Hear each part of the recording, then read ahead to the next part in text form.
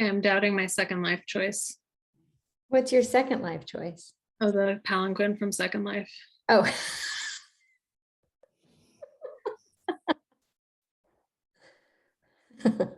Yeah. I thought if your first life choice, I couldn't figure out whether it was cat or PhD. Like I didn't know which one. Oh, there's so many life choices. I actually doubt very few of my life choices, luckily. All right, I'm just gonna go with this generic.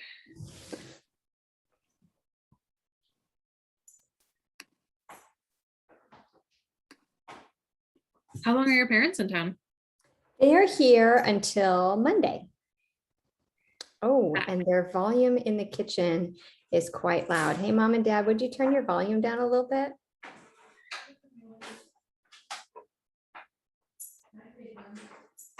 You're muted, Mom. Mom's saying hi, Caitlin.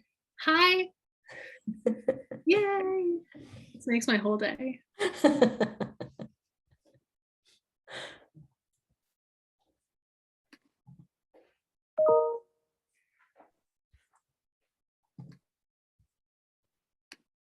And then I should just test my.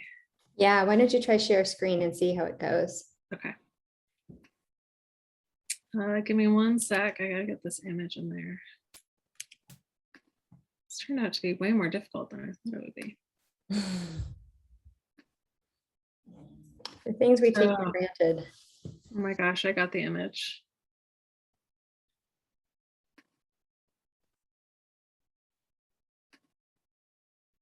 All right, tell me what you think of this image. Yeah, there are like a lot of labor associations with palanquins. That makes sense. Yeah. All right. So start with my title slide. And I'm just going to share. Yeah, right? perfect.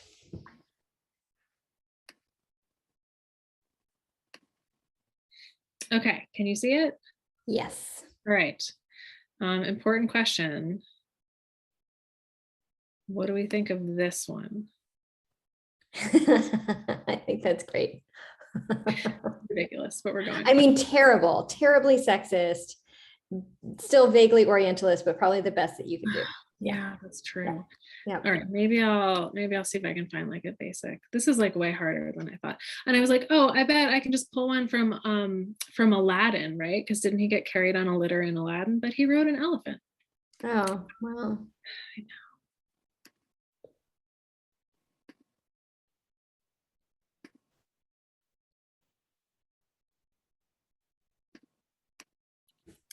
Okay, we have a more appropriate one.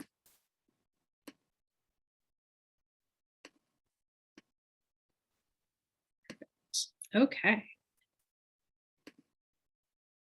So is this the nor'easter? Is that what's happening? That's right. That's exactly right. Yeah. Okay. Yep. So I'm checking the maps of power outages and we're getting updates from the campus. Our last update was next update at 6 a.m. But as of now, it looks like campus is still without power. So Wow, is that normal? I mean, no, but also, yeah, maybe once every couple of years that happens. So yeah, I listened to the news tonight and they were saying that it might be a couple of days because today it's still been so windy they can't put workers up in the buckets to repair the lines. So wind is dying down now and hopefully things will turn around soon. And it was the people affected were kind of, it's like scattered all over the state, but definitely there's a big outage in Bristol, which is where the campus is. I'm sorry to hear that. That's annoying. Well, it's a mixed bag for folks who probably could use a day off of class in the middle of the semester, but also would like hot food. Yeah, or like heat. Yeah, we had the atmospheric river come through on Sunday and Monday. So it rained for, I think, 36 hours straight, which like on the East Coast is not, but I've never seen it rain for more than probably 20 minutes at a time in Reno. Like we're in a desert. So we got 40% of our average annual rainfall in 2 days. Oh my gosh. Yeah. Yeah. Were there mudslides and?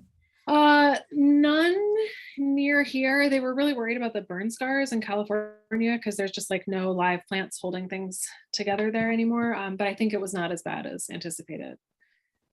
And we certainly need the water. So, but yeah, I delayed getting a new roof on my house this summer.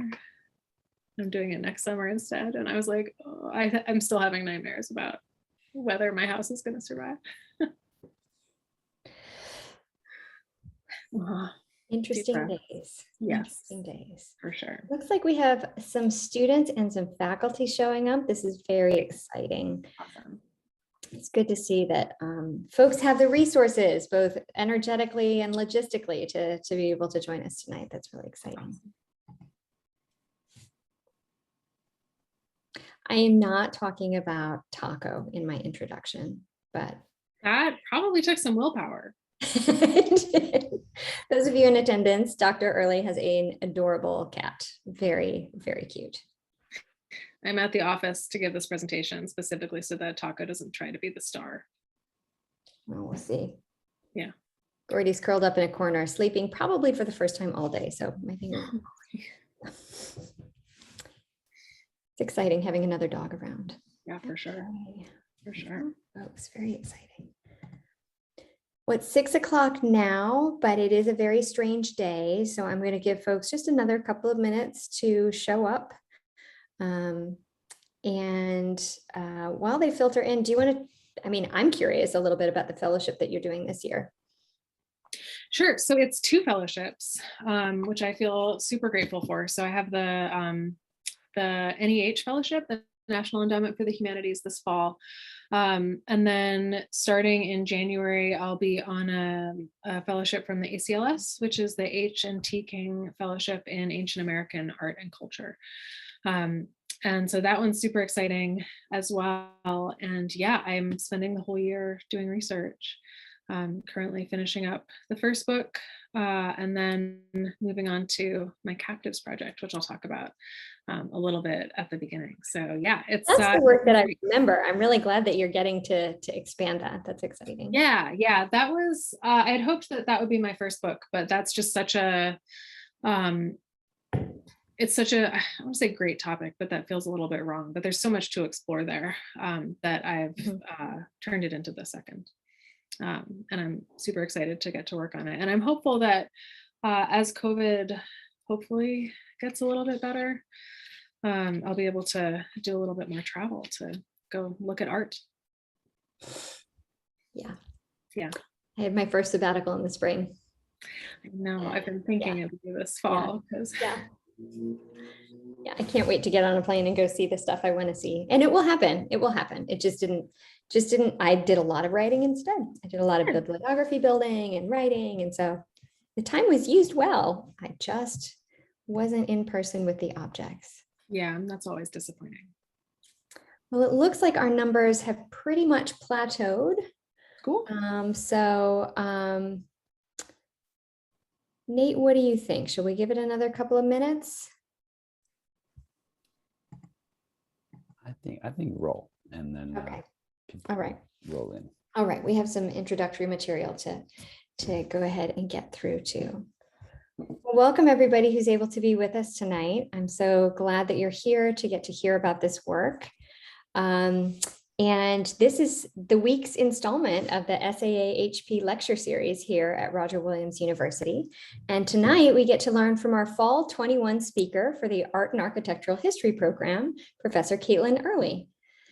Professor Earley studies the art of Latin America with a particular focus on ancient Maya sculpture. And she joins us tonight to discuss her ongoing work in depictions of divinity in Maya sculpture. She's an assistant professor of art history at University of Nevada, Reno.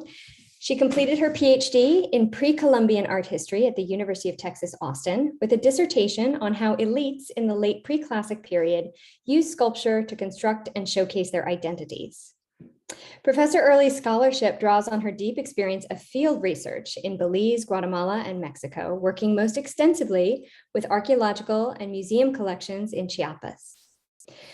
She has also held research fellowships at Dumbarton Oaks Research Library and Collection in Washington, D.C., and the Metropolitan Museum of Art in New York, where she held the Jane and Morgan Whitney Postdoctoral Fellowship. Before joining the faculty at University of Nevada, Reno, she taught art history at the University of Texas, Colorado College, and Georgetown University. Professor Earley is in the midst of finishing her first book project on sculptures from the Comitán region of Chiapas. She's also currently a National Endowment for the Humanities Fellow as she begins work on her second book on the representation of captives in classic Maya art. She is a rock star scholar. She is a lot of fun. You can ask us about Queso Club. And she is a good sport to join us on a night when the campus is without power, and so our audience is a bit small. So please help me welcome her virtually to Roger Williams University. Welcome, Caitlin. Thanks so much, Anne. It's such a pleasure to be here and to talk about this project. It feels a little bit appropriate on a night when I think we might feel like there may be some acts of God happening, to talk about divinity and interactions with deities in classic Maya sculpture. So I'm going to go ahead and get started. I'll share my screen with you. And I will note too, I'm going to keep my eye on chat. So if people have questions as we go through, please feel free to throw them in chat and I will answer them as I can. So let me go ahead and share my screen. Okay, so please let me know if you have any issues seeing this. So the title of my presentation today is called Gods and Glory, New Insights on Patron Deities in Classic Maya Art. And we are going to start, this is an image of the Maya site of Tikal in Guatemala. We are going to start though in the United States, not too far away, at the Metropolitan Museum of Art in New York with this image. So this is a stela from the site of Naranjo. It's stela 24, and it features a Maya queen named Lady Six Sky. And she is standing on this kind of unfortunate captive here. This is a stela that is in the Great Hall of the Metropolitan Museum. So it was just placed there last month. And this is sort of a long lead up to an exhibition that will open at the Met in fall of 2022 called Lives of the Gods. And it is about deities in the Maya world, especially as expressed through art. And so what we're talking about today is part of some research that I'm doing toward that exhibition. So my role here is to think about the relationship between Maya rulers, who I'm showing you a queen here, but Maya rulers were usually kings, and deities, and what those interactions can tell us about classic Maya politics and religion. So we're going to look at different types of deities, and then we'll do a case study on some patron deities from the site of Tikal. What we're going to explore here, and what I'm hoping we can see through the examples that I'll show you, is the idea that patron deities were both diverse and paradoxical, and that understanding different types of divine presence can help us understand Maya history and politics, which were often embedded in religious narratives. So that's where this project is starting. I will warn you, I'm right at the beginning of this, so you all are going to help me work out some of these ideas. And I did want to start with this image in particular because this is a sculpture that features an indigenous woman that is on loan from the Republic of Guatemala and that is currently in the Great Hall of the Metropolitan Museum of Art. So it's great to see this indigenous art being displayed so prominently in New York. So first, let's start with an introduction to the Maya so we can situate ourselves with the material that we're talking about. When I talk about the Maya area, I'm talking about southern Mexico, Guatemala, Belize, and then the western parts of Honduras and El Salvador. And I'm showing you a map of that area here. We're focusing today on the classic period, so between about 250 and 900 CE. But I should note that this is a pretty brief sort of subset of Maya history. So Maya history goes way before 250 CE, and Maya history certainly extends afterwards. So I want to make that very clear as well. We are talking about ancient Maya art, but there are all kinds of amazing contemporary Maya artists producing work today. So we're looking at just a tiny sliver of Maya history here. The Maya were never an empire, so this was never a centralized state. Instead, what we're looking at in the classic period is a collection of city-states or polities. They are kind of garnering power, and they're often negotiating those power relationships with one another. And that's a nice way of saying that they were at war a lot. So we're seeing these polities fighting one another for resources, for power, for prestige, for access to economic or trade routes. And that politics is one of the things that we're going to be tracing as we look at some of these sculptures and these texts from the classic Maya world. The two sites where we're really going to focus on today, well, we'll look at a couple, but this is Tikal, where we started. We're also going to look or talk about Calakmul and then Naranjo as well. Okay, so when we talk about Maya art, we are talking about a couple of specific types of objects. So we're going to focus today particularly on a type of work called a stela. A stela is a large, roughly door-shaped piece of stone that's usually carved in low relief. They are often painted, or they were often painted. Most of that paint does not survive today. And we often use line drawings to help us make sense of the complicated imagery that's on the front of these stelae. And I'll show you some examples, of line drawings in just a minute. The other thing that we'll be talking about today are lintels. So when you walk through a door, if you look up right in the middle of the door, the thing right above your head is a lintel. And the lintel was a common place for sculpture in the classic Maya world as well. Those lintels also would have been painted. So we're going to look at some examples of those. Just as a note, though, there are all kinds of really amazing Maya art. So we're looking at a really small subset today. The Maya produced really incredible ceramics, sculpture, made of jade and shell, which I'm showing you some examples of here on the right. And so keep in mind that we're looking at a really small selection of art produced by the Maya today. Also worth noting, we are looking very much at the art of the elite here. So this is art produced by the 1%, commissioned by kings, depicting kings. This is art really of the Maya elite. Key to our exploration today is the Maya hieroglyphic writing system. And I'm showing you an example of that writing system from Palenque. This is the tablet of the 96 glyphs. Putting together this work on patron deities and on divinity in Maya art has been possible because of the decipherment of Maya hieroglyphs, which happened largely in the 1980s and 90s and is still ongoing, involving people really around the world who are working on this project. Writing helps us decode much of the imagery that we're going to be looking at today, although it also raises other questions. And in particular here, we'll be working with decipherments and epigraphic work, so the study of writing by Joanne Barron and Simon Martin. So their work has really been key to some of the understanding the objects that we'll talk today. Okay, so let's talk patron deities. I want to show you where this project and some of these questions started, and that is a site called Chincoteac. So Chincoteac is located right near the border between Chiapas and Guatemala, and Chincoteac is where I did my dissertation work. So my first book is on art from the Comitan region of Chiapas, which is what this area is called, and especially the art of Chincoteac.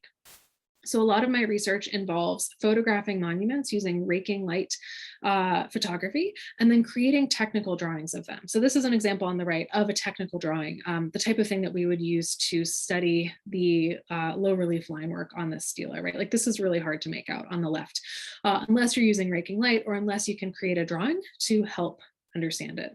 So this is monument 17 from Chincoteac, and this is monument 18. So these are two drawings that I produced as part of this work.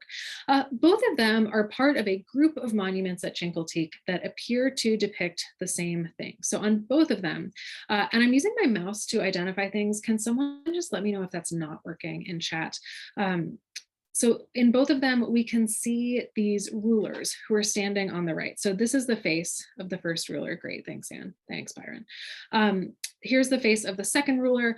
They're wearing these kind of long robes. They have these necklaces with severed heads on them, and both of them are extending their right arm over a kneeling individual down here. And here's this guy's arm right here. Here's our kneeling individual. So that's the first thing that's going on here. The other thing that's going on is in the background, we have this kind of column-like object with an animal on top. So in this case, this is sort of an owl type bird. And then here's our column-like thing over here. And then this is a monkey. And I know that this is really hard to tell, but the tail here is the giveaway. So we have this sort of swirly tail. So this is a monkey standing on top of the column. And these monuments are really the starting point for much of my current work, both on captives and then on this question of patron deities and divinity. So the captives project, which is one of the projects I'm currently working on, is about identifying and analyzing the role of captives in classic Maya art. And that's coming from this question of these little guys down here.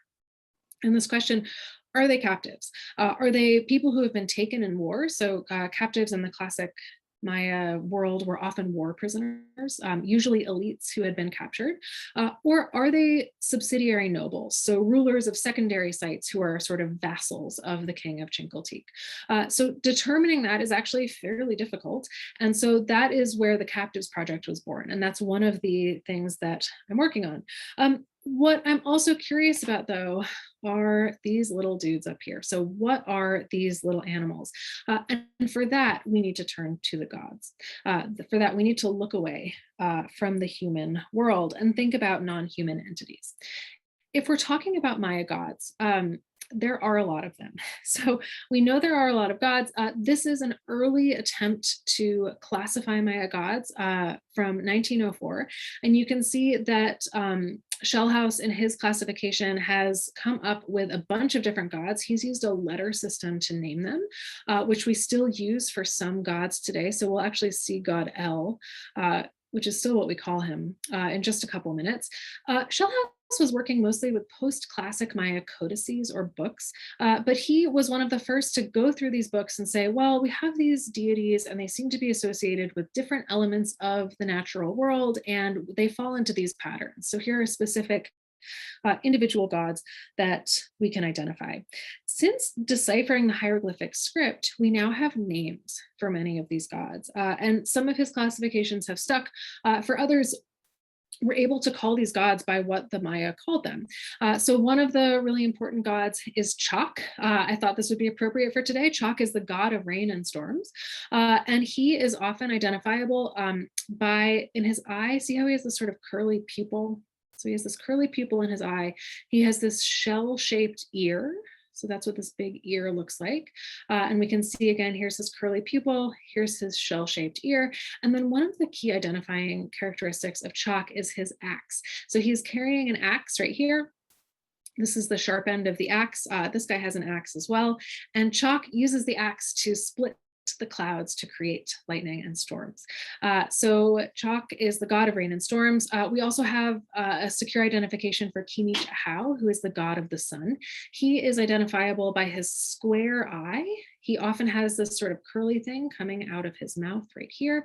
And then he's marked by this glyph right here, which reads Keen. And this is the glyph for east and for sunrise. So he is marked here on his cheek. So here's that keen sign. And then on this example, we have keen signs here and then kind of marked along his body as well. So this is Kini Chahau. We also have Hun Ishim. This is the maize god. The maize god is typically depicted as a beautiful young man. His mythological cycle parallels the agricultural cycle of corn. So the maize god is reborn every year and then sacrificed through decapitation. And if you think about how corn is grown and then harvested every year, this makes a lot of sense, right? So you grow your corn and then you take the head off, and that's what sustains the people. So the maize god, often this really beautiful young man. The maize god likes to dance. That's what he's doing here. And then we also have a god called the jaguar god of the underworld. And this is sort of a long title. So we often call this guy the JGU.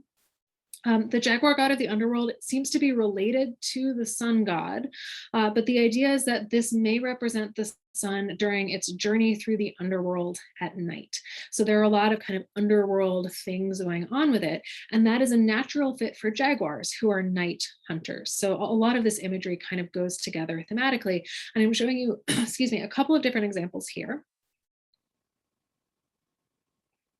of the jaguar god of the underworld. And then we can recognize him. He also has a curly pupil, kind of like Chak, which you can see in both of these examples. The key thing for recognizing the JGU is this twisted cord that he wears underneath his eye, and it goes up around the bridge of his nose and then down around the other eye. And let me just move my chat box over here. You can see it here too. So here's our twisted cord going down and around. Mayanists often call this the cruller after the donut, but this is this twisted cord that helps us to identify the jaguar god of the underworld. The other thing going on with him is that he often has jaguar ears. So they're a little bit hard to see in this example from Copan. They're clearer in this ceramic from Highland, Guatemala. So this is a jaguar ear right here, and this is the edge of a jaguar ear on the other side. Okay, so we have all of these gods. The question then becomes, how are people interacting with those gods? And especially, how are rulers or kings interacting with those gods? Well, we know that rulers interacted with gods in a variety of ways. And one of the really important ways that they interacted was through something called impersonation. And I'm showing you here a couple of examples. These are line drawings of stelae. And these are kings of Naranjo, and they are impersonating the jaguar god of the underworld. So we just talked about this god. So I know you already have this fresh in your brains, but we can see both kings. I know there's a lot going on in both of these images. I want to focus on the face, which is right here. And I'm hoping folks can see this twisted cord that goes underneath his eye, and then this cute little jaguar ear right here. On the other one, here's our twisted cord right here, and then here's the jaguar ear right up here. So these are kings that are impersonating the JGU. Impersonating is an imperfect translation. What's important to understand about impersonating is that rulers, when they impersonated, were not like pretending to be someone or play acting or presenting something false. Instead, they were really assuming part of the identity or the vital essence of the entity that they were impersonating. So we can really look at this as sort of a layering of identities. Maya viewers who are looking at this ritual, and each one of these stelae commemorates a ritual in which the king impersonated the jaguar god of the underworld. Maya viewers looking at this ritual would have understood that both the king and the jaguar god of the underworld were present. This is a layering of identities. Some scholars have suggested using the word concurrence here to understand or to more clearly convey that both of these identities exist at once. Okay, so why impersonate? Well, we think that this happened in part to provide a mythical framework for what was going on. The JGU, this jaguar god of the underworld, he is often associated with warfare. And you might guess that these monuments are sort of about warfare as well, because the king is holding, in both cases, a pretty enormous spear and standing on an unfortunate captive. So both of these sculptures are about warfare and the prowess of the king in warfare. And the idea with impersonating the jaguar god of the underworld is that you're creating a mythical framework for what's going on. You're inviting a divine presence into the ritual that you are performing, and that thereby sort of sanctions what you're doing and sanctions what's going on. Okay, so we have a good grip on impersonation and this way of interacting with the divine. But here's the thing. There are a lot of Maya gods. I've shown you some of the really big important ones. This is a painted ceramic vessel that we call the vase of the seven gods. And I'm showing it to you in a couple of ways here. So this is what this vessel would look like if you were to encounter it in the museum where it lives. We also have a way of photographing these vases though called rollout photography. And that's where the vase sort of spins slowly while a photograph is taken. And this is a method that allows us to see all of the imagery on the vase at one time. So this is the rollout photograph of the vase of the seven gods. And I'm showing this to you to emphasize this idea that there are a lot of gods in the Maya pantheon. So this vessel in particular shows 6 gods arranged before God El. So God El is over here sitting on this really amazing spotted jaguar throne. And this is an event that's happening at the time of creation in the underworld. So this is at least 7 gods right here, right? But other texts from the Maya area mention as many as 8,000 Maya gods. And in classic Maya writing, 8,000 is a way of saying a lot. It would be sort of like me saying there are like a gajillion Maya gods. 8,000 means something very similar. So we have a lot of gods. Here's the other thing. Some of these gods appear at one site and nowhere else. So I'm showing you 3 glyphic names here, and these are gods from the site of Palenque. So some of these gods that appear nowhere else are seem to be aspects of these universal deities. So they may combine aspects of multiple deities. They may be related to known gods, but their appearance is slightly different, or the aspects or qualities that they're associated with are slightly different. These are three deities that seem super important at the site of Palenque, and we call them G1, G2, and G3. Very creative names, I know. The G stands for God. So these were identified in the late 1950s, and scholars were looking at these and saying, okay, so G1 seems to be a solar deity, and also a little bit aquatic. And the idea here is that he may be associated with the sun rising from the eastern sea every morning, right? So depending on where you lived, the sun would be coming out of the water in the morning. So this combination of aquatic and solar aspects makes a lot of sense. G2, he is the only one whose name we can read currently. His name is Unen Kawil, so that's what the Maya would have called him. He is a baby version of a god named Kawil. I think he's adorable. He was also very fearsome, to be feared. But he's this kind of baby version of this other god called Kawil. G3 on the right is an aspect of Kinich Ahau, who's the sun god. And he seems to be associated with both the sun and with warfare. Now, here's the thing. At Palenque, we have these hieroglyphic texts, and the texts describe the birth of G1, and then I think G3 was born next, and then G2, and they were all born in 2360 BCE. So a really long time ago. So that's telling us that these are gods, right? And other aspects of the text are clearly telling us that these are deities and not humans. What's also weird about them is that G1 also appears in the texts before 2360 BCE. So these are texts, by the way, that are being written in the 7th and the 8th centuries. So they're historical texts. They're texts being written in the 8th century about kind of deep time and the birth of these gods. So this confused scholars for a really long time, because they're saying, okay, G1 was born in 2360, but this other text talks about this thing that G1 was doing hundreds of years earlier. And what scholars eventually figured out is that these are local gods. So G1, G2, and G3 are patron deities of Palenque. Patron deities, it turns out, are these sort of localized aspects of universal deities, and they are born when they arrive at or kind of touch the earth, and that's a phrase that Maya scribes use, at specific sites. So G1 is an aspect of this aquatic solar deity, and he was born again or reborn excuse me, when he arrived at Palenque in 2360 BCE.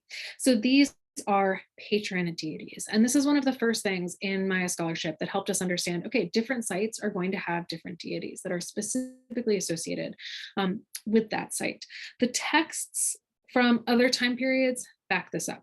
So I'm showing you an excerpt here from the Popol Vuh, which is the creation story of the Quiche Maya, recorded in the centuries after the Spanish invasion. And this describes an episode in which the first humans have to go to the site called Tulan, and they are there to obtain their gods. So the text reads, there they arrived to obtain their gods. They walked in crowds when the gods came out to them in succession. First among them were Balam Kitse, Balam Akab, Mahukuta, and Iki Balam, who rejoiced. We have found that for which we have searched, they said. The god Tohil went out first, carried in his pack frame by Balam Kitse. Then went out the god named Awilish, carried by Balam Akab. Next was Hakawitz, the name of the god received by Mahukuta. Thus was the naming of the three Quiches. So this creation story talks about the acquisition, essentially, of patron deities by the first humans. That was a really important part in setting up their cities. We also have accounts from the colonial period written by the Spanish. So Fray Diego Duran in the 16th century wrote this. And this is of the Aztecs, so this is not of the Maya or about the Maya, but many groups in this area, which we call Mesoamerica, shared certain cultural similarities. So this is what he wrote about the Aztec. He said, in pagan times, each of the cities, towns, and villages of New Spain had its own god worshipped by the natives. And though the gods were revered by all adored and their feasts celebrated, each town had a special one who served as patron of the place, honored with greater ceremonies and sacrifices. So there are clearly patron deities in the Maya world, and we can now trace them back pretty concretely to the classic period. And we've been able to figure out some qualities of patron deities. And again, I want to emphasize that this is work largely by Joanne Barron and Simon Martin, who have helped to clarify how patron deities operated in the classic Maya world. So here's the deal with patron deities. They're localized versions of universal deities. So they're often related to the deities that we looked at, like Chak or Kinichahau or Hunishim, but they're localized versions. They maintained relationships with specific communities. And this is where things get really exciting. Patron deities were involved in human affairs. The universal deities are important. And we saw the kings of Naranjo impersonating the jaguar god of the underworld. But the JGU is not going to like appear at Naranjo and help out with the war effort. The patron deity might. So the idea with patron deities is that they're involved in human affairs, that they maintained relationships with specific communities, especially relationships with kings. So this is that third bullet point, that patron deities must be cared for by kings. And we get a lot of information about this from the hieroglyphic texts. So these deities had to be bathed, dressed, fed, housed. We have references to sleeping places of the deities. We have references of kings bathing and dressing the deities. This makes more sense when we get to that fourth bullet point, which is that these patron deities existed physically as effigies. Now, as an art historian, this is where things get particularly interesting, because then our question becomes, all right, well, where do we see patron deities in imagery? We have a lot of information about them from texts. Where are they popping up in monuments? And they're popping up, as it turns out, in a lot of places. By the way, I want to point out here, I think sometimes when we're looking at Indigenous American culture or history, these ideas seem sort of strange, right? It's like, oh, we have these like weird looking gods and it's like G1 and G2 and what are those names? This is not, this idea of a patron deity is one that we see around the world, right? So just as an example, I don't know if anyone thought they'd be seeing the Parthenon in a talk on Maya gods, but this idea of patron deities is certainly one that existed in classical Greece, right? So the Parthenon is a structure that was built to honor Athena, who was the patron goddess of Athens. So this idea that certain gods are going to essentially take a community or a town or a city under their wing is something that we see across the world, and certainly in the Maya area. So let's look at these physical effigies, right? These things that actually represented gods. Effigy is kind of a weird word. It's a little bit old school. When I'm saying effigy, I mean essentially a sculpture, a physical object that was thought to embody the god. So if we look at what these looked like in art, we can see a couple of different examples. So, and I've circled in blue for you the effigy here, and this is a line drawing of a panel from Palenque, where we see a queen who is holding up an effigy of Kawil. So Kawil is fairly small, right? He can fit in her hand. Kawil, by the way, we can identify from this long snout. And then Kawil has this thing always sticking out of his forehead. His forehead is made up of a mirror. And then he has this sort of smoking long protuberance sticking out of the mirror.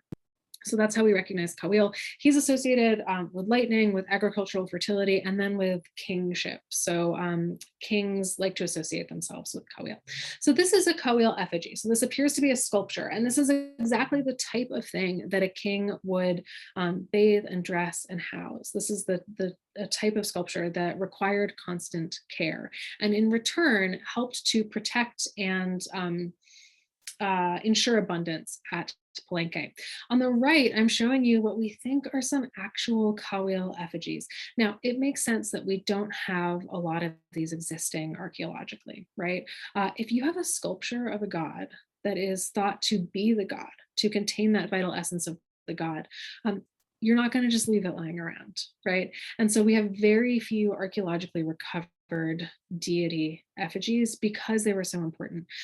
These effigies that you're looking at from Burial 195 in Tikal are fantastic because I'm assuming folks can see that they're sort of white and then they have this green color. The archaeologist, and I'm going to tell this story just because it's a good archaeology story. The archaeologist who was excavating this tomb the tomb had been flooded shortly after it was put in, and that actually helped a lot with preservation. However, wood does not survive very well in the Maya area because it's this very humid environment. And so this archaeologist, and I still, like, I would never think to do this, I'm always so impressed. This archaeologist was digging in this tomb and noticed essentially holes in the ground, or vacuums in the area he was digging, and the holes or the spaces seemed to be shaped like something. And he said, okay, there was probably something in here that disintegrated, and he poured plaster of Paris into the spaces. And what he came up with, excuse me, were these. So these sculptures originally would have been made of wood. The wood decayed, but the sculptures would have been painted with stucco, like a light layer of plaster that was green. And that plaster of Paris picked up on that. So these are really incredible objects found through the quick thinking of that archaeologist. Thanks for this question about effigies. Yeah, so I don't know if they're the same as Sumer prayer statues. I don't know enough about those specific prayer statues, but I would say yes, in terms of, like, they do the same thing. So they are thought to contain part of the essence or the essence of that god. I think this is sometimes not a difficult concept to grasp, but we use in English this term like representation, which is a representation, right? It's this idea that an image is something separate from what it represents. That was not really a thing for the classic Maya, depending on what exactly was being depicted. So the idea here is that when you're looking at an image of the god, it wasn't like a copy. It contained part of the god, like it contained part of that vital essence. So in that sense, just based on the little I know about Sumer prayer statues, my guess is that they're very similar. And we do see these types of objects in cultures all over the world, right? So an object is thought to contain a part of vital essence, and so people pray to it, people communicate with it. I'm thinking of Byzantine icons of objects inside early Hindu temples, right? So these are all objects that are holy, that contain something divine. For sure. Yeah. Thanks, Anne. Yeah, so we have these Coeal effigies. We also have some jaguar deities, and we don't know exactly how to name some of them. Let me just move my chat box so I can see this. I really love these jaguar little guys from Shultun. They're just so cute. I'm clearly a cat owner, and I'm sure this was also like a fearsome jaguar patron deity, but this is probably an effigy that this ruler is holding in his hand. And we have a lot of images of rulers from Shultun holding these little jaguars. Here's Hun Ishim again. So this is another example of the maize god, but this is probably a patron deity who's sitting in the thing he's wearing on his back. And this is another little jaguar. We can see the spots here. So, okay, we have these deity effigies that we can now identify in Maya imagery. And this helps us understand perhaps what's going on back where this whole investigation started at Chincoteague with monuments 18 and monument 17. So one potential interpretation of these objects on the columns is that they are deity effigies, right? They appear to be a similar size to some of the other things that we've looked at. They're also clearly interacting with the scene. So this owl appears to be speaking. This seems to be sort of a speech or breath volute that's extending out toward the ruler. So this is one way to potentially explain what's going on here.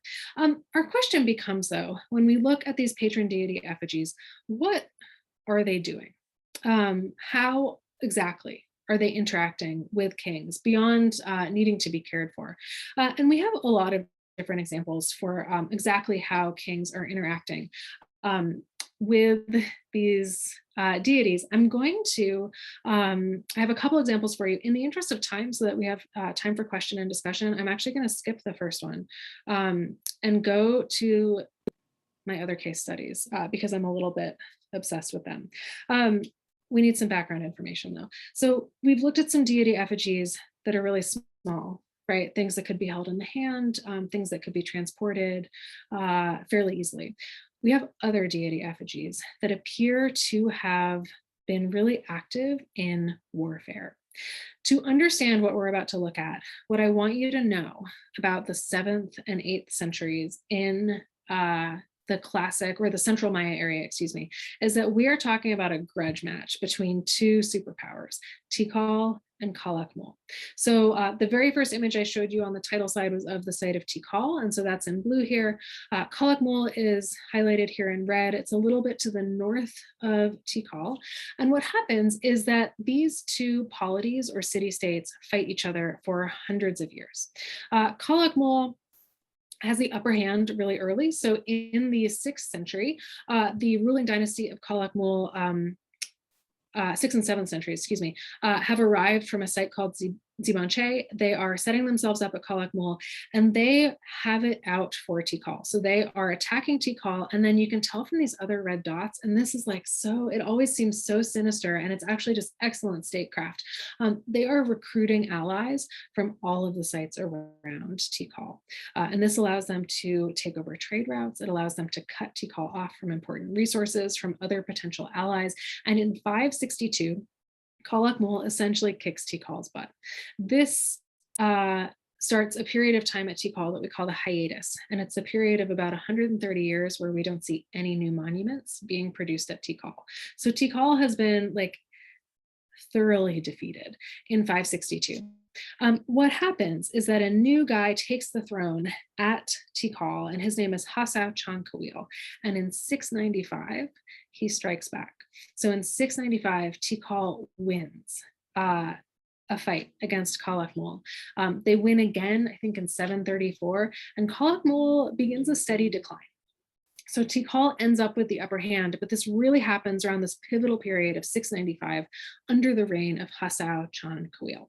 Hasao Chankawil, his burial temple is Temple 1 at Tikal. This is one of the really famous Maya buildings.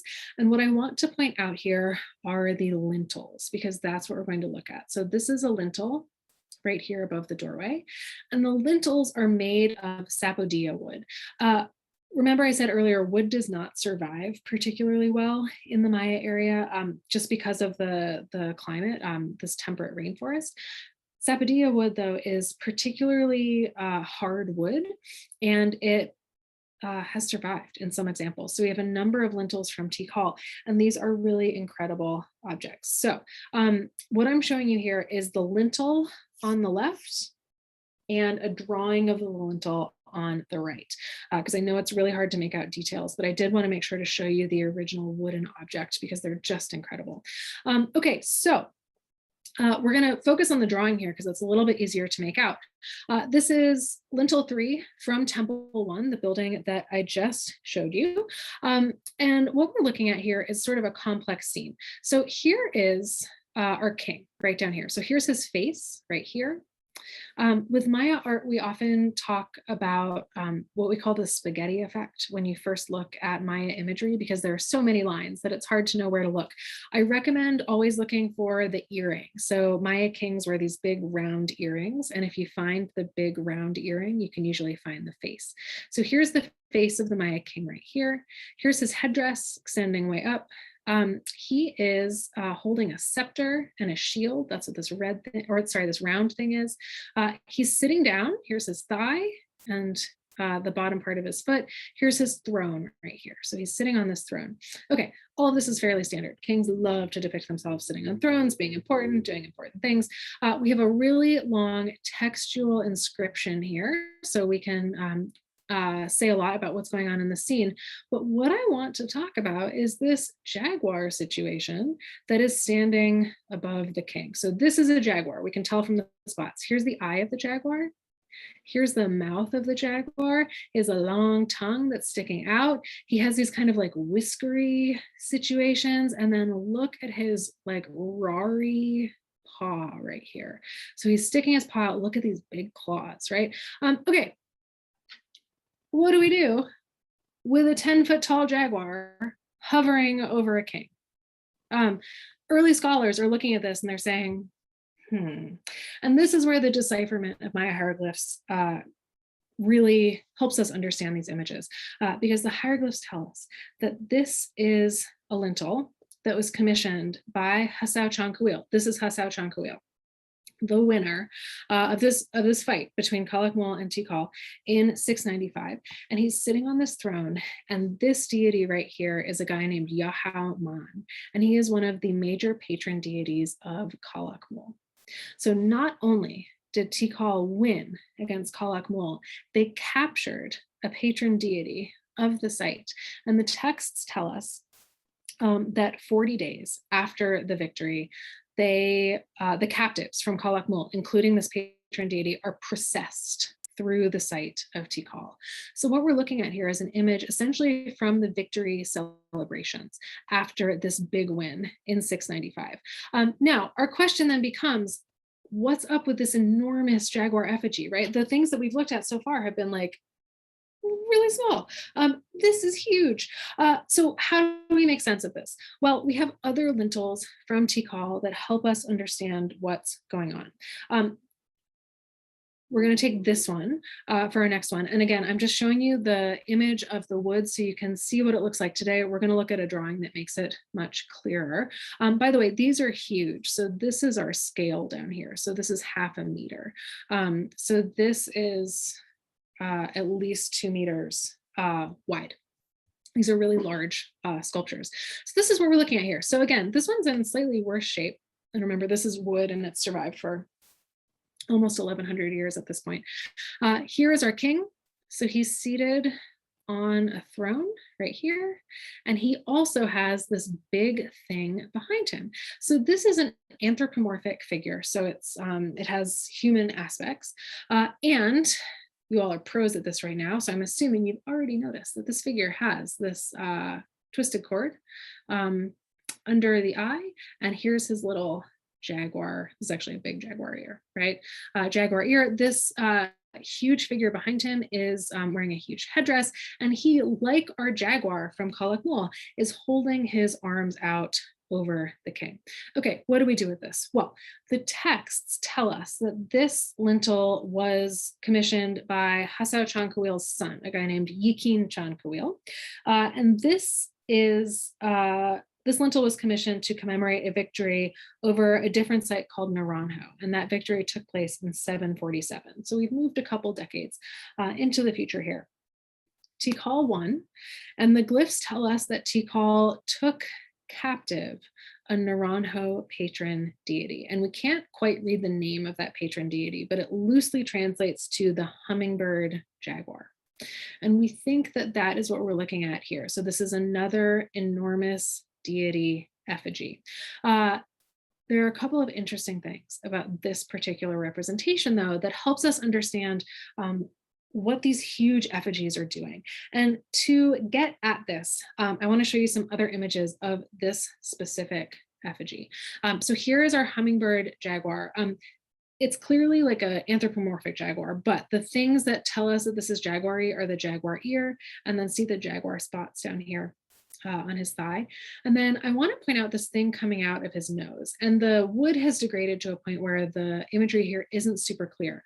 The other thing I'll point out are the steps here. So there's this base on everything that's happening. And these little emblems right here, these are glyphs. And these are all the Naranjo emblem glyphs. So this is telling us that this is involving Naranjo. The glyphs on this side that kind of narrate the story are telling us that too. Okay, so we think that this is related to Naranjo. We know that one of the Naranjo patron deities is someone whose name loosely translates to the hummingbird jaguar. Well, we have other images from both Tikal and Naranjo that help us understand what's going on here. Okay. This is the one example where I'm showing you art that is not by the 1%. And this is pretty cool. This is graffiti from Tikal. So this comes from a bunch of images that people kind of scratched into the side of a building before a construction episode at Tikal. So these are not official images. This is like guys who were bored at work and drawing before they started to replaster the wall. And this shows something that is going to look fairly familiar. So here's an enormous human figure, right? Here's a little king, right? I love how they did the feathers of his headdress. He's seated on his throne. The guy has his arm out, just like the image we just looked at. And then there's this thing sticking out of his mouth. Now, here's the key part of this. Here's that base that we talked about. Here's the bottom which does not survive on the lintel. This was a palanquin, which is something that is also known as a litter.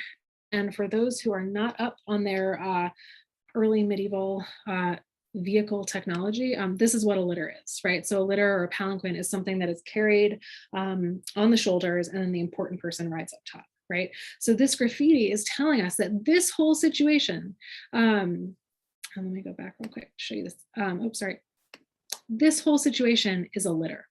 So this would have been carried by people, and the king would have processed, protected by this captured deity from another site.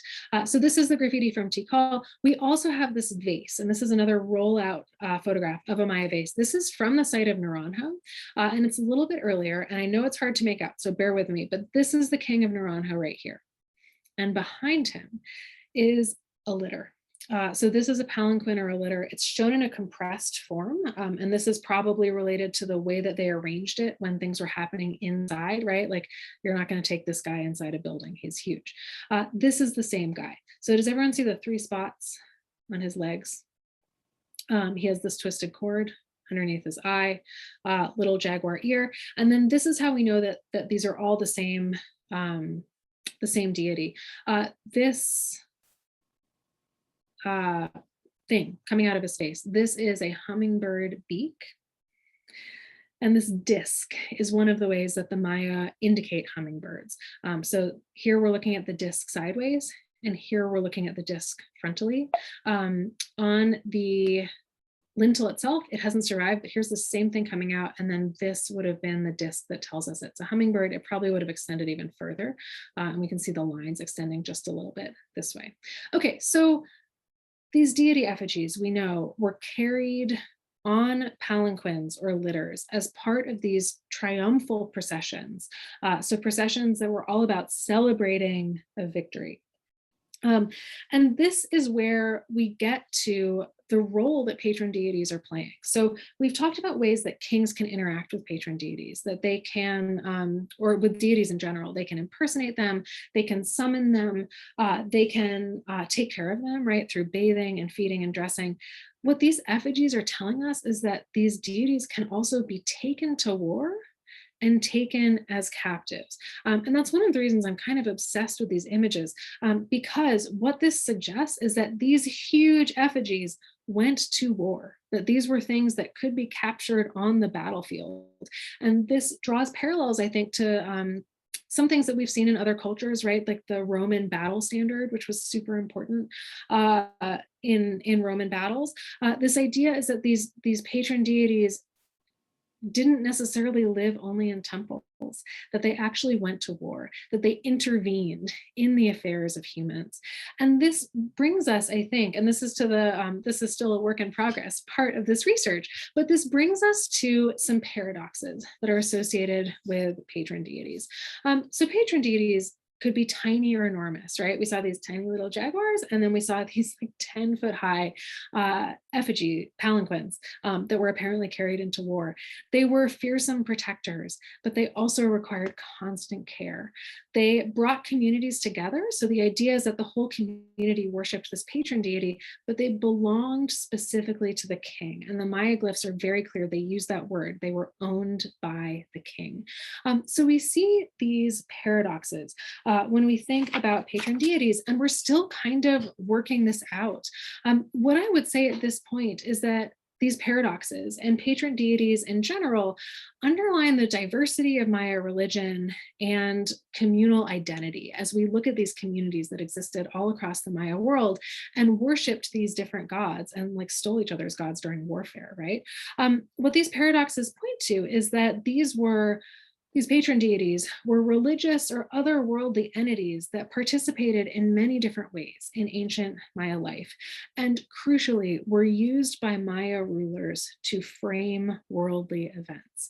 So the king of Tikal, who sat beneath the Naranjo patron deity, is saying, not only did I win, I subjugated your god, and he's mine now. He protects me, right? So this is a worldly battle, right? This is 2 cities fighting one another, but it's being framed using religious or mythological events.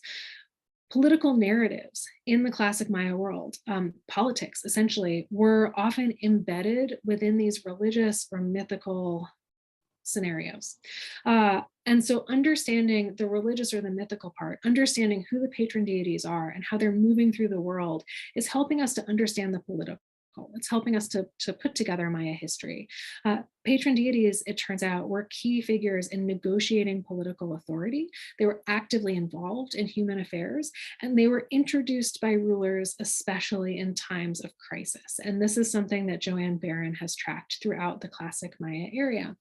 That these patron deities are ways of framing political events within these kind of deep time, otherworldly frames, a way of making sense of current events through cultural stories or cultural histories. So understanding this religious or mythical part helps us to understand the political, helps us to put together Maya history. This is the ongoing research part, as I mentioned. So the question of how we make sense of these paradoxes and how the ancient Maya made sense of those paradoxes is certainly ongoing.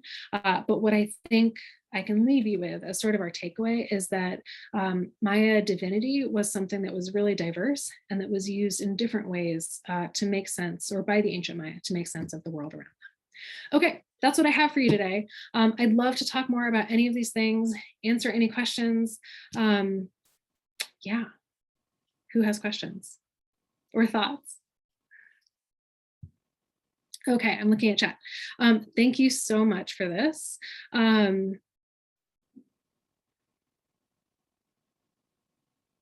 This is a great question. Thanks so much for this. Okay, so the question is, how much of what we know, and I like the know in quotation marks. Let me actually back out of the PowerPoint for this.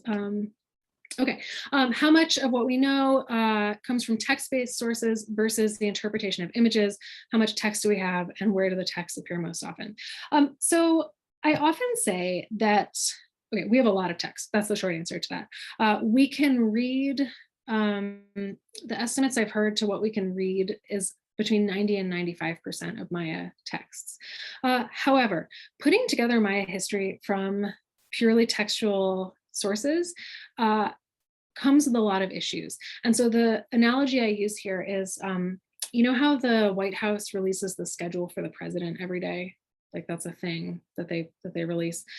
Imagine trying to put together US history based on like 200 of those schedules from a 250-year period, and that's all you have, right? So this is essentially, we're looking at a really narrow slice of Maya history and very much royal propaganda. So the texts answer a lot of questions. They also raise a lot of questions. So if you are reading a text and it says, you know, on this date, this person entered the road, you know, early scholars would look at that and be like, so entered the road? Are we going somewhere? Like what's entering the road, right? Like, what does that mean?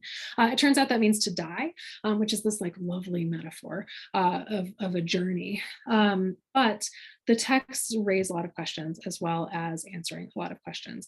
So the way that we try to look at it, I would say as contemporary scholars, is to use the text and the images together. That said, this idea of the way that patron deities were treated and like bathed and dressed and housed, that's coming from texts. And we would not know that if we didn't have the text to help explain it. Sure, Anne, if you don't mind, that would be great. Yeah, I'm happy to, I'll read the questions and help moderate as the conversation goes forward. Will has a question about the human characteristics of the deity in Lintel 2. So are the human characteristics of the deity in Lintel 2 an example of general development of deity depiction, or were those characteristics presented in previous works and depictions? That's a great question. Thank you for that question.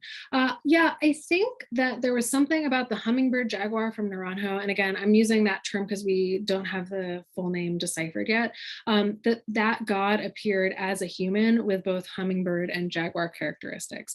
And the reason we would say that is because we have those at least three different depictions of the god that depict the god with these anthropomorphic characteristics. And those depictions come from different places and different times. The image that I showed you from the vase is from the 6th century. So I think that dates to like the 560s. So a couple rulers before the whole altercation with Tikal. So we know that in the 6th century, that deity was being depicted as a human with hummingbird and jaguar characteristics. And then we see it again in 747 in the 8th century. So for that one, the god appears to be represented fairly regularly over time. For others, though, we do see shifting representations. And with patron deities, we also see new deities added to the canon at different sites over time. So yeah, I'm hoping that answers your question, but please throw a follow-up in the chat if I can elaborate more. Really interesting. Thank you, Caitlin. So here's a question from Ryan. Ryan asks, are there any contemporary Mayan deities that have evolved from classical references? Is there still an ongoing creation of Mayan gods within the culture? So that is an amazing question. Scholars have traced some really interesting connections from the worship of patron deities in the classic period to the role of patron deities in the post-classic period to the role of patron saints. And this is in a Christian framework in the colonial period. So there are a lot of potential ties that can be drawn there.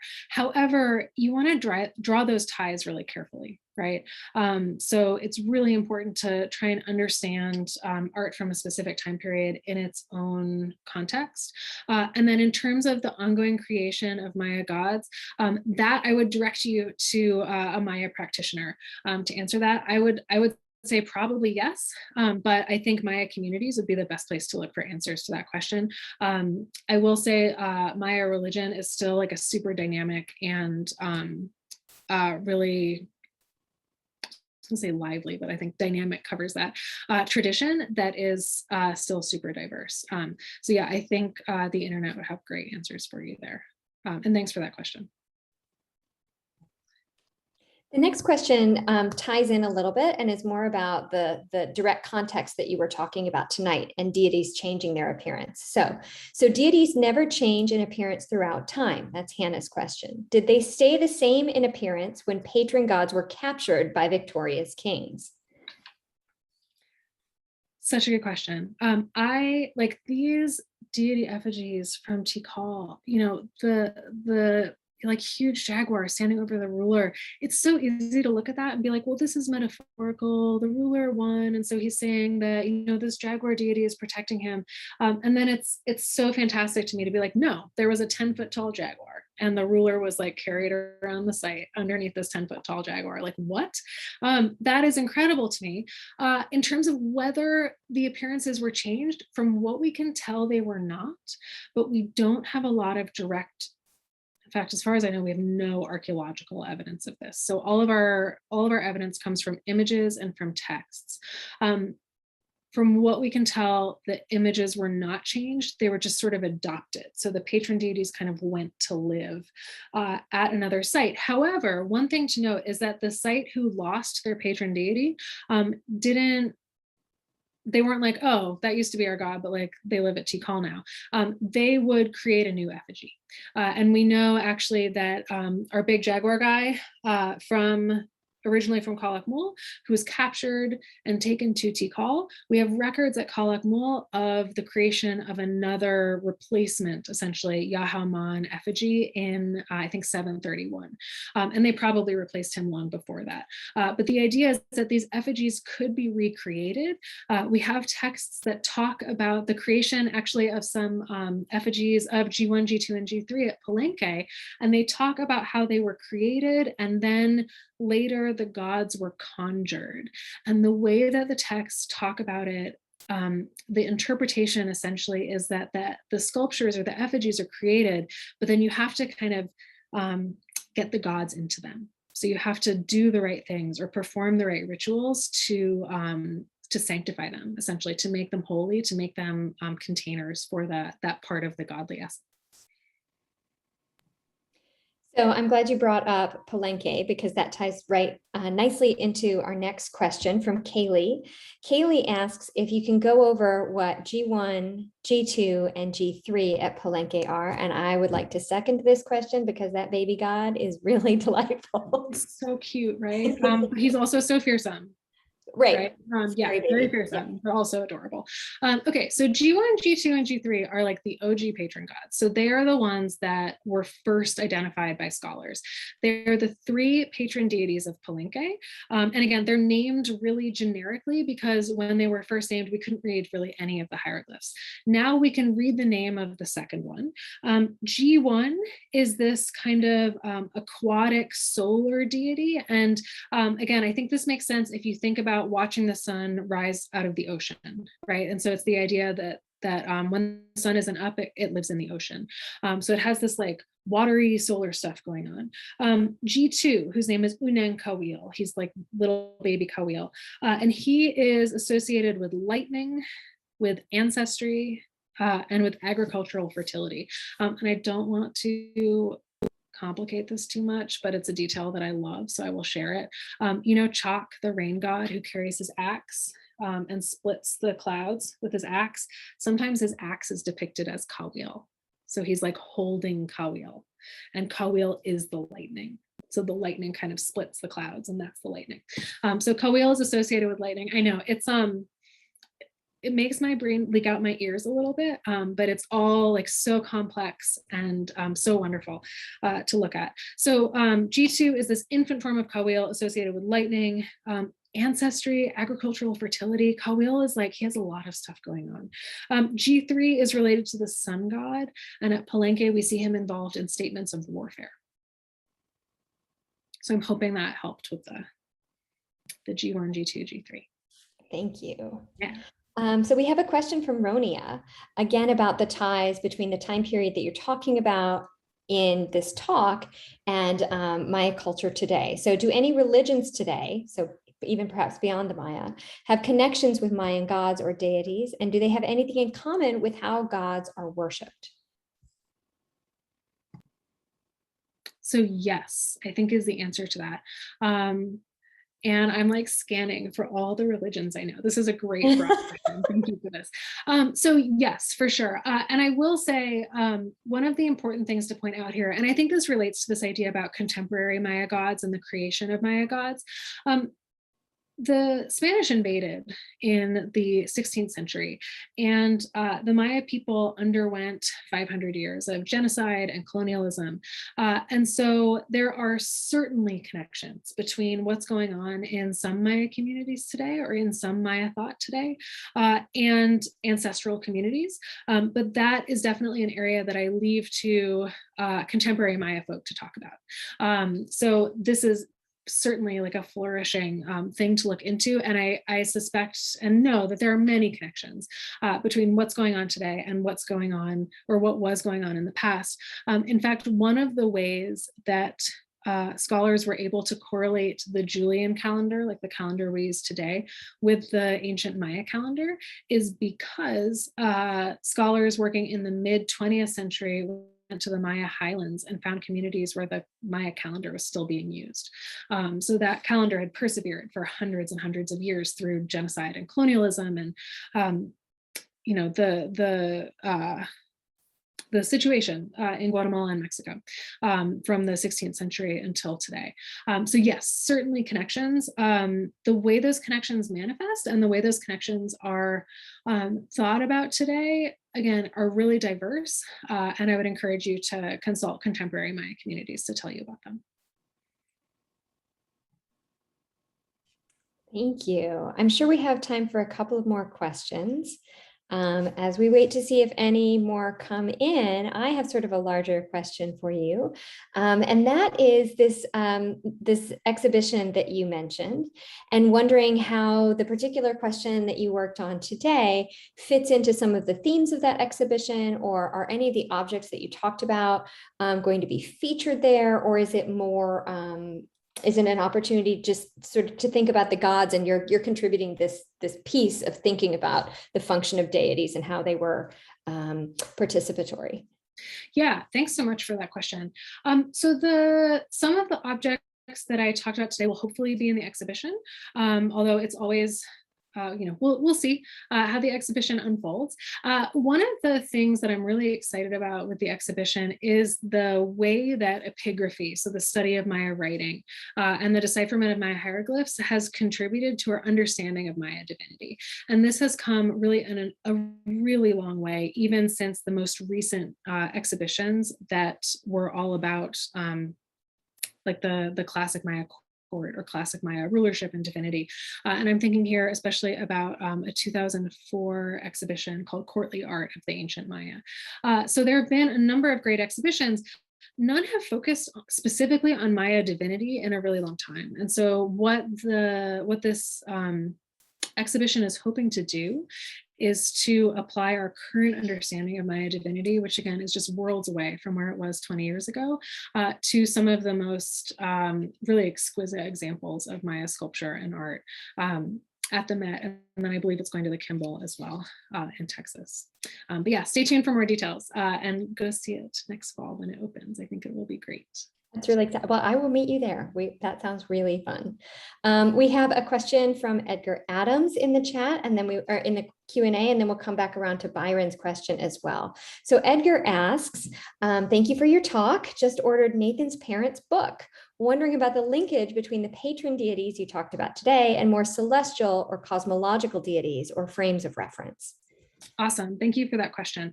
Yeah, so the idea here is that there are patron deities and there are these specific localized aspects of what Joanne Barron calls general deities. Simon Martin calls them universal deities. So these are kind of like the overarching deities that we see everywhere.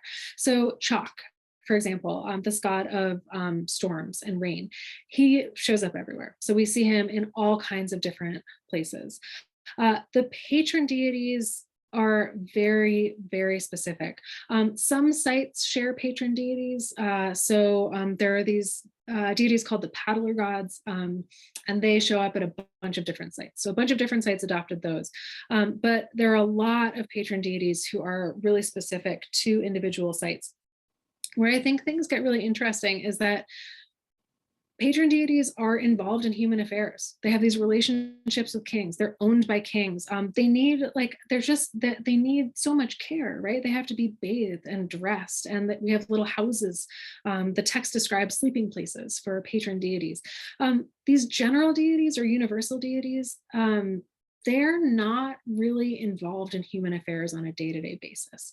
So rulers might impersonate them to sort of bring their divine energy to specific rituals or public performances, but they don't care who wins in like the Tikal versus Kalak Mol. The way I think about this, and I want to be very careful with drawing analogies between Maya religion and Western religions, because I don't want to oversimplify, but if anyone has read the Iliad, the gods go rushing into battle in the Iliad, right? And some are on the Trojan side and some are on the Greek side, and they're like kicking butt. They are not neutral. And so in the Maya scheme of things, that would be more like patron deities. So the patron deities are like actively involved in community affairs and owned by specific kings. The general deities are like, they're important, everyone's worshiping them. They're often associated with or really closely tied to the natural world. So they're associated with the sun and rain and maize and lightning, right? And they are a little bit more removed. So we just don't see them as active players in human affairs. And that's why I love patron deities, because they're like in the trenches. All this tension between the universal and the specific is really interesting in your work. I will say too, oh yeah, go ahead. No, please proceed. This is something that's cool. Yeah, I think it's so cool too. And this is something that is really still being worked out. And this here, I'm mostly looking at Joanne Barron's work, who's just done really incredible stuff with distinguishing between these general gods and these patron deities and the roles that both of them play. So I would say, because this is ongoing work too, like it's so fascinating, but check back in 5 years and kind of see where we are with it, because I suspect we'll have an even better sense of what separates patron deities from universal deities then. I think that's especially important for our beginning students who are tuning in today to get that sense of how often knowledge can change, even about things that happened a millennia or multiple millennia ago, that we continue to learn and develop our understanding of how these worlds worked. I'm going to come back around to Byron's question. Yes. Okay. Can I just plug to the study of the ancient Americas, because it changes just all the time, and we need more people working on it. So there was an article that came out in Nature this week, actually, about the identification of hundreds of preclassic sites that had been found through laser imaging that had not been documented before. So this field changes entirely every 5 to 10 years. So please come study the ancient Americas. We need people. Well, for those among us who are faculty who are interested in learning a little bit more about teaching, Caitlin's going to be offering a Smart History little seminar in February that I put a link in the chat to. And if you're a student, come stop by as well. Like, why not? Let's all learn a little bit more. Okay, so Byron has been waiting a long time because I've looped around in the questions. And he says, I'm still a little confused about the Kawil effigies. There were holes in the ground with the form, but they would have been wooden. Did they fit in the ground? Yeah, Byron, thank you. That's a great question.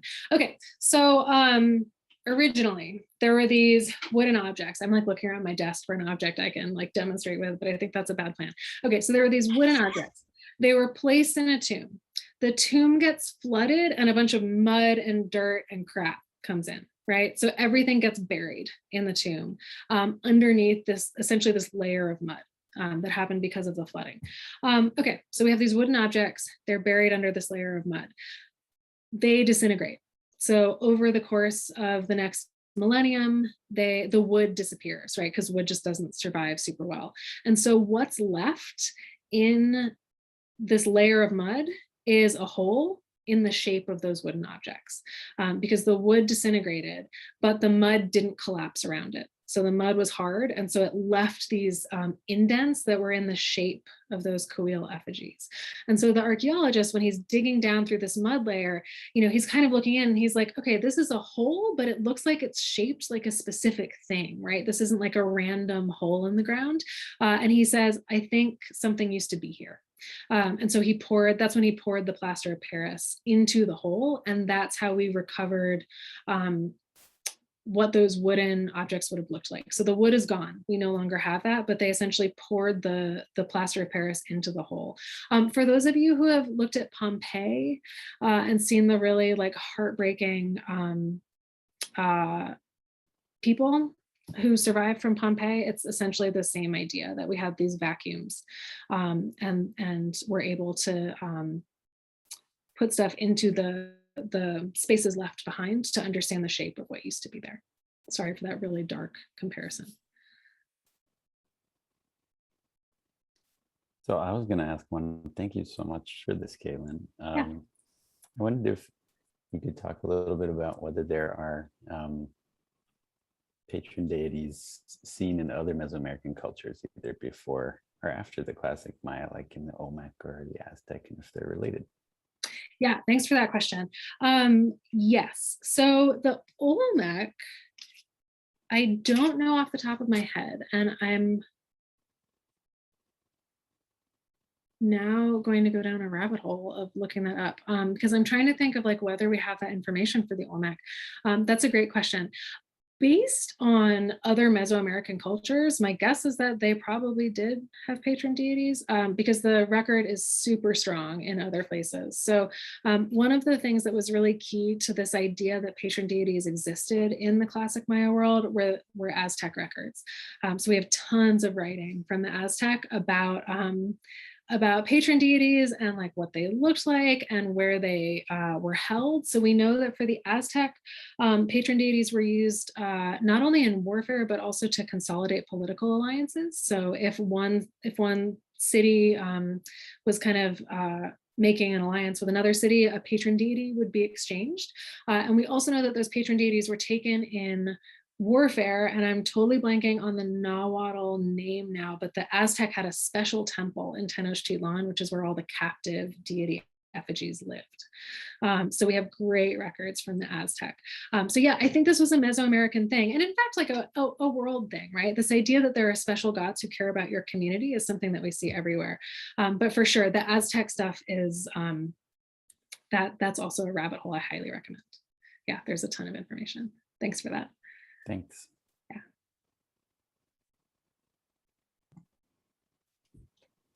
I want to make sure we're not leaving any questions unanswered. Is there anything burning in people's minds that they think, oh, I just don't know. I don't know how to ask this. Try your best in the chat, see what you can take a stab, and let's see what else we can get answered. But I think we're down to our last few minutes. I see one from Edgar in the Q&A. Oh, good. So Edgar asks, how much does local difference between the depiction of these universals play into the number of gods? Oh, I see. The local difference between the depiction of these universals. Yep, that's great. Yeah, that's such a good question. So much, like so much. And so this is something that's still very much being sorted out, is like, okay, is this god here different from this god over here? And like, they both have this like hummingbird thing going on. So is that different from this other god over there? And this is where the text is really key for helping us understand what's going on, because these patron deities all had specific names, like personal names. And so they're named at these various sites. So the text is super, super really crucial here for helping us distinguish between these deities, many of whom might look really similar or be kind of similar aspects of this universal deity.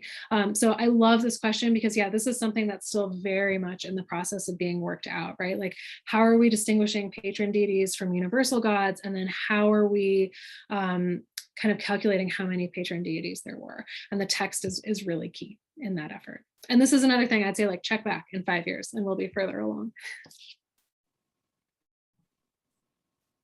One thing that I really appreciated about your talk, Caitlin, is your references to the work that other people are doing right now.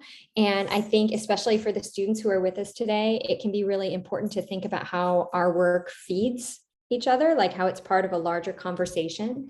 So could you talk a little bit about like people whose work is close to yours and how your work differs and how you draw from those in conversation to move these questions forward? Sure. Wow. Okay. I love this question. Yeah. So the area where I work is, and I mean sort of the field, is very much a team effort.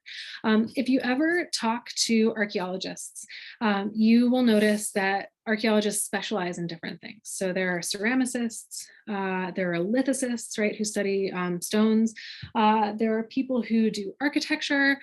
There are people who work on only ceremonial architecture. There are people who do like stairways, like that's their thing, right?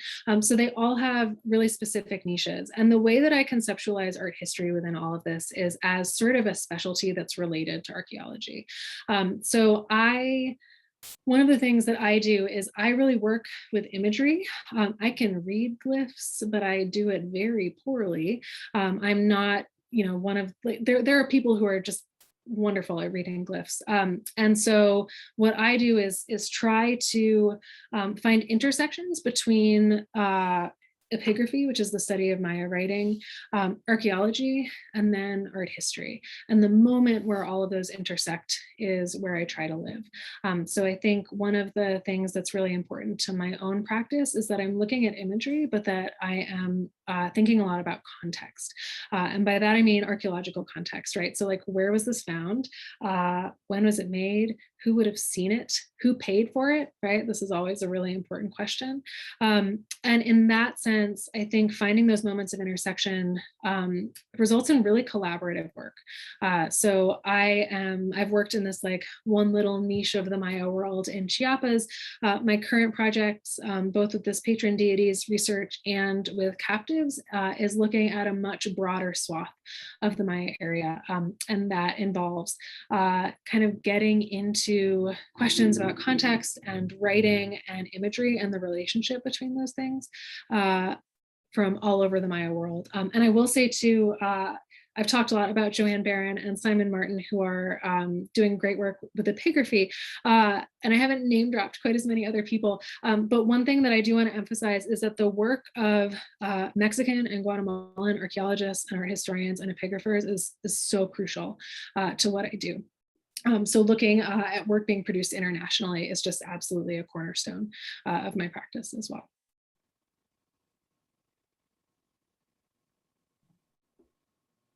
Terrific, thank you. I don't see anything new coming in. We've answered all the questions about patron deities. You've solved it all. Yeah. You have done good work tonight, Professor Earley. Thank you so much for joining us. It was a joy to have you. I know we all learned so much, not only about the content that you presented to us, but also about how to think about the larger discipline and connections between the past and present. So thank you for your contributions. We're so honored to have had you here, and we can't wait to see how this continues to develop. Thanks so much for the opportunity to talk, and thanks for all the great questions. They were really wonderful. Thanks for coming, everyone.